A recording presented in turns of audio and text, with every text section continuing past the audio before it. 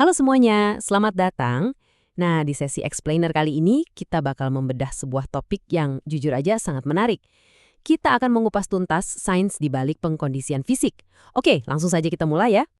Pernah kepikiran gak sih apa yang sebenarnya terjadi di balik kulit kita saat kita lagi asyik berolahraga? Maksud saya, apakah kebugaran itu cuma soal membentuk otot biar kelihatan keren di depan kaca? Atau jangan-jangan ada semacam simfoni biologis super kompleks yang lagi bekerja di dalam sana? Mari kita cari tahu. Untuk agenda kita kali ini, kita punya 4 poin utama. Pertama, anatomi pengkondisian fisik.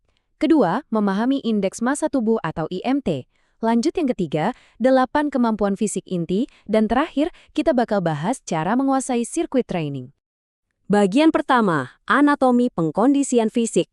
Yuk, kita selami dasar-dasar kebugaran ini sampai ke level seluler.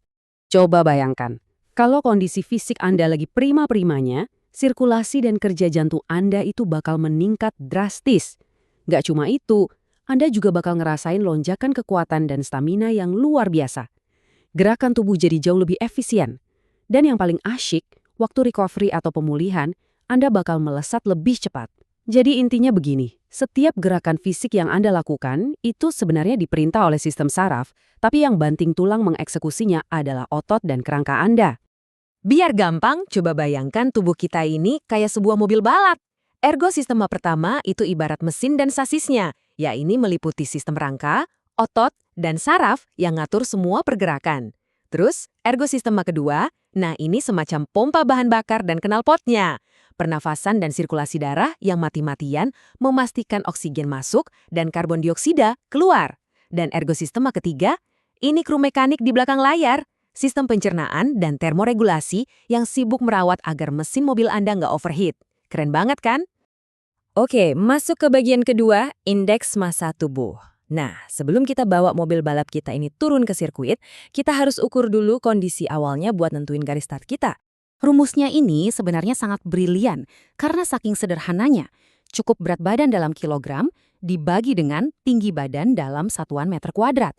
Formula simpel ini ngasih kesempatan buat siapa saja, untuk dengan cepat menghitung metrik fisik dasar mereka sebelum mulai bikin program latihan.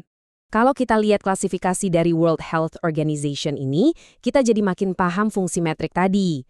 Coba deh Anda hitung sebentar dalam hati, kira-kira Anda ada di posisi mana nih di skala ini? Apa di kisaran normal, atau mungkin sedikit masuk ke pra-OBC? Tenang, angka ini bukan buat menghakimi kok. Anggap saja ini sebagai peta navigasi objektif buat tubuh Anda sendiri. Lanjut ke bagian ketiga, 8 kemampuan fisik inti. Sekarang saatnya kita menerjemahkan hitung-hitungan biologi tadi jadi bukti nyata di lapangan. Komponen yang pertama, dan bisa dibilang paling utama, adalah kekuatan atau strength. Ini tuh kemampuan otot untuk berkontraksi ngelawan sebuah tahanan. Ingat baik-baik ya, kekuatan ini fondasi paling mendasar. Dia adalah mesin penggerak utama di balik hampir semua aktivitas fisik kita. Dan yang paling penting, punya kekuatan yang baik itu mutlak diperlukan buat mencegah cedera. Terus komponen berikutnya adalah daya ledak, atau sering kita sebut power. Ini momen di mana otot Anda ngeluarin tenaga maksimalnya tapi dalam waktu yang sangat-sangat singkat. Biasanya kita ngelatih daya ledak ini pakai beban atau latihan pliometrik, contohnya kayak lompat kodok atau lompat dari box gitu. Intinya sih Anda meregangkan otot secara maksimal sesaat sebelum mengontraksikannya secara meledak-ledak. Biar nggak bingung, mari kita bandingkan langsung keduanya. Kekuatan itu ibarat fondasi Anda buat ngangkat barang berat. Nah, daya ledak itu seberapa cepat Anda bisa menggerakkan barang berat tersebut. Secara fisiologis, ini dua hal yang beda loh. Angkat berat itu bagus banget, tapi mengangkat dengan cepat dan meledak, wah itu butuh kerja sistem saraf yang jauh lebih ekstra. Nah, komponen ketiga ini butuh fokus penuh kita, yaitu daya tahan atau endurance. Ini adalah kemampuan buat terus bergerak tanpa ngerasa capek berlebihan. Daya tahan ini benar-benar nguji batas maksimal dari ergosistema kedua kita. Ingat kan, pompa kardiovaskuler dan pernafasan yang kita bahas tadi? Semakin tangguh pompa Anda, semakin lama juga Anda bisa berlari, berenang, atau sekedar bertahan ngerjain tugas numpuk seharian. Selanjutnya, mari kita lihat bedanya kelincahan dan keseimbangan. Kelincahan itu kemampuan Anda buat ngubah arah tubuh secepat kilat. Tapi masalahnya, Anda nggak bakal bisa lincah kalau nggak punya keseimbangan yang oke buat nopang otot dan saras. Kelincahan itu seringnya dilatih pakai lari zigzag cepat. Nah, keseimbangan inilah yang mastiin Anda nggak jatuh nyungsep pas lagi lari belok-belok gitu. Oke, lalu kita punya kecepatan. Tapi ada satu hal yang perlu Anda garis bawahi. Kecepatan itu sebenarnya bukan kemampuan yang berdiri sendiri. Kecepatan itu sangat bergantung sama hal lain. Terutama seberapa cepat waktu reaksi Anda, seberapa kuat otot Anda menolak dari tanah, dan seberapa elastis tubuh Anda secara keseluruhan.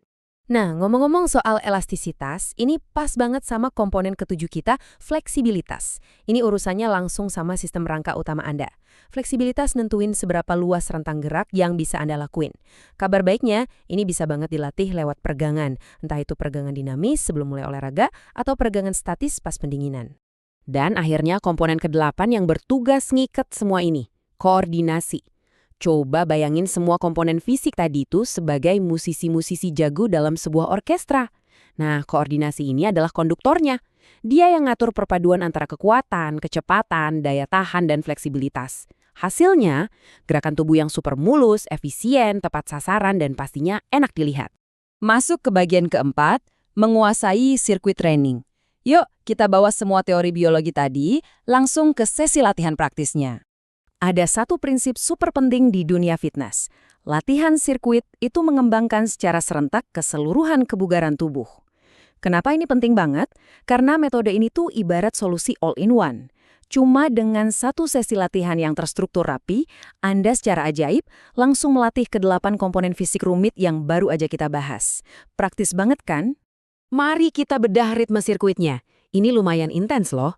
Di 5 pos pertama, Anda bakal dihajar pakai shuttle run 10 kali buat nguji kelincahan ekstrim. Habis itu, langsung sit up 15 kali buat daya tahan inti.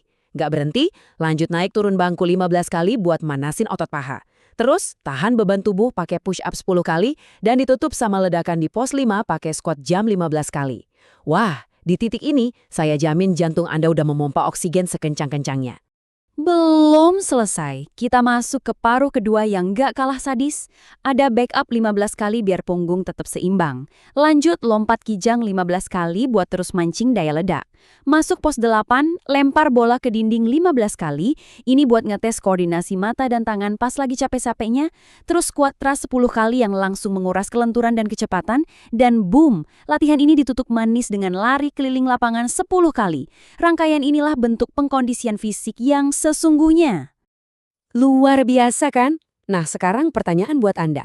Setelah kita membedah habis-habisan soal keajaiban di balik kekuatan, daya ledak, sampai daya tahan tadi, kira-kira dari 8 komponen fisik tadi, mana yang mau Anda latih hari ini? Jangan biarin materi ini cuma ngendap di kepala ya. Yuk bangkit dari kursi, jadikan info ini sebagai bahan bakar Anda, dan mulailah bergerak. Sampai jumpa di sesi explainer kita yang berikutnya.